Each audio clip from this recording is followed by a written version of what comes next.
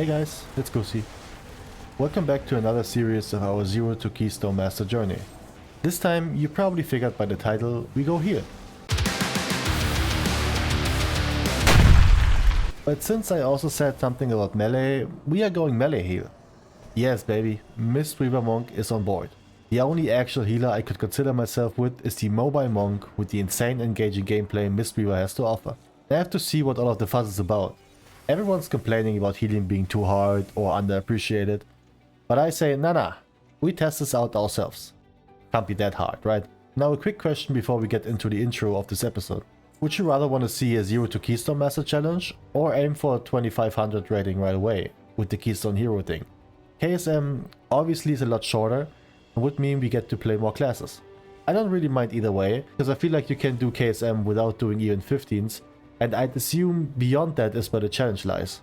But let's talk about it in the comments. I leveled this character only through dungeons pretty much, playing either tank or heal. In the last few dungeons I already practiced some healing, which may result in me not letting everyone die all the time.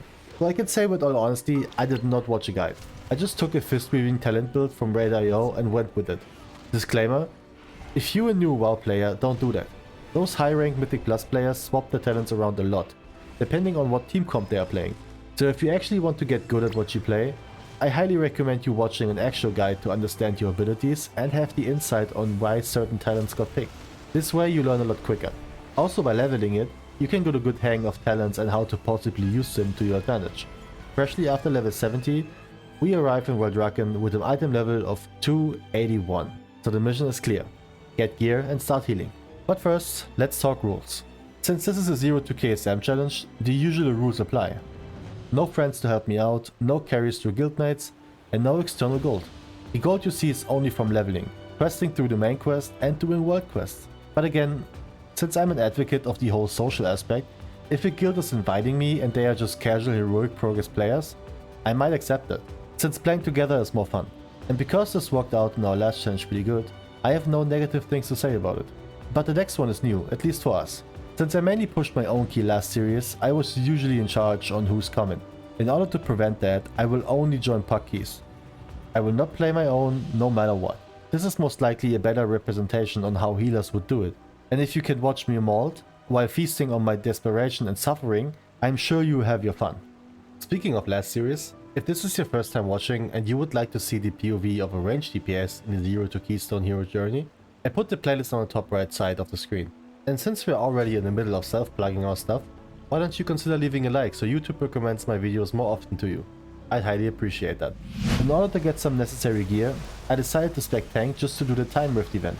Doing this as a healer is just handicapping yourself for no reason. Unfortunately, besides the usual dilated time capsule that you get once a week, we didn't get anything. Even after attempting the event a second time, no items gained. Then I decided to do the main quest line and lock in some flight stones along with some items. I also grabbed a few cheap items below 100 gold each from the auction house, just because I was still running with my questing gear. Because it usually grants a piece of gear above 400 item level, and maybe even 2 items when the mini boss is up, I went to do Ferox Assault, and look at that. Not only did we get a ring from the mini boss, we got another one from the actual chest.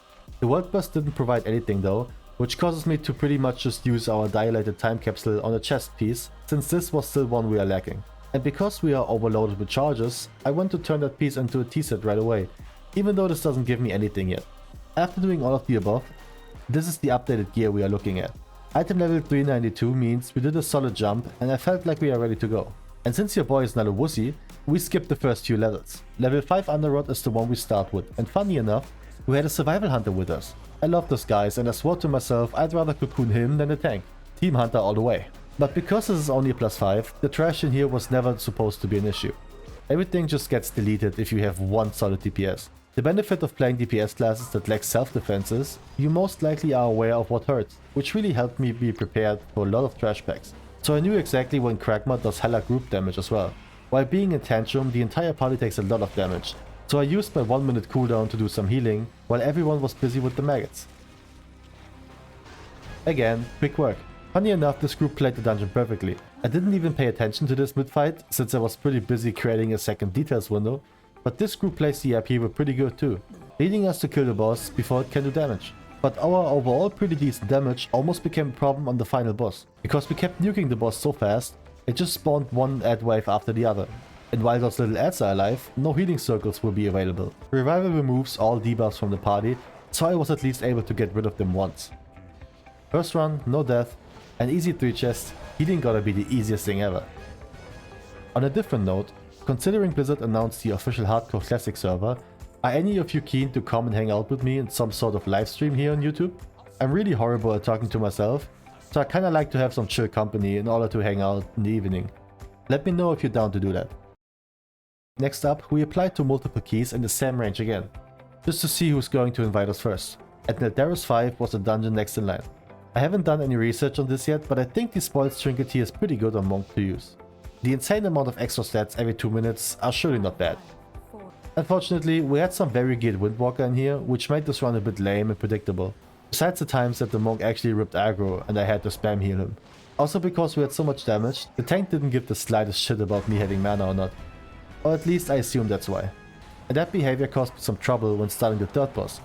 I didn't expect this at all, and at times like these, I get really unsecure about what to do. I caught myself actually having to think and remember any cooldowns I have, which may save this. But even though I had to think a lot and look at other people's health bars, I was still able to juke everything there was, hence the Ready for Raiding achievement. We are gaming. While these kind of pulls really make me anxious about the fortified version of this, I also get excited. Topping everyone and keeping them top is a lot of fun actually. Gladly Blizzard decided to put Monk's artifact ability back into the talent tree. Shadow's Gift is such a nice ability to use, considering it has no actual cooldown but charges up every 4 seconds for an increased output. This is a really cool thing to use on demand, and with the 1.3 sec cast timer, topping the entire party pretty quickly too. Last boss again no issue, but sadly the monk pulled out a chest piece that he technically could have traded to me, but since I already decided on mine earlier, I didn't need it. The next dungeon is an upgrade, at least in the number, +6 horse. This time we had another one that maybe was slightly overgeared for this, or at least our tank pulled like he's the man. At least with this type of pulling, I had some time to spend actually healing instead of just spinning for damage. On those first trash mobs, I really tried to make sure no explosives go off, since that would just mean more damage incoming. Luckily I got AoE stun and Ring of Peace to my disposal to deal with multiple enemies. Arriving on the first boss, we had a bit more trash count than usual, but I didn't really care about it at first, since this is only a 6 and killing too much shouldn't matter. On this level, even the group-wide pulsing damage from the boss is no issue to top, so we kill it in quick fashion. While our tank tried to explain to the priest what Mistweaver is in German, we made our way to the more fun trash packs on the road to the second boss. Keep in mind here, the elemental focus cast really should be kicked or CC'd. When it goes through, the entire party takes some mad damage in very quick intervals. Approaching the King of Toad, our tank decided to make it more fun and just refuses to stay in the gulp. And because no one soaked it, the boss enraged. The only reason I assumed he knew how this works is because he already gave some tips to others. But when he also didn't soak the second gulp, I told him that he needs to stay in it. Yet after the boss, I found out why our tank was pulling so much in the beginning. Apparently you can skip most of the trash towards the third boss here with Mindsuit, or possible AoE stealth by mages or rogues. But because our priest isn't used to using Soothe, we pretty much pulled every second pack.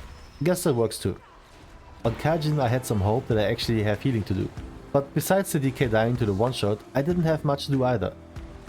Good reason for that was probably the off healing from the Shadow Priest.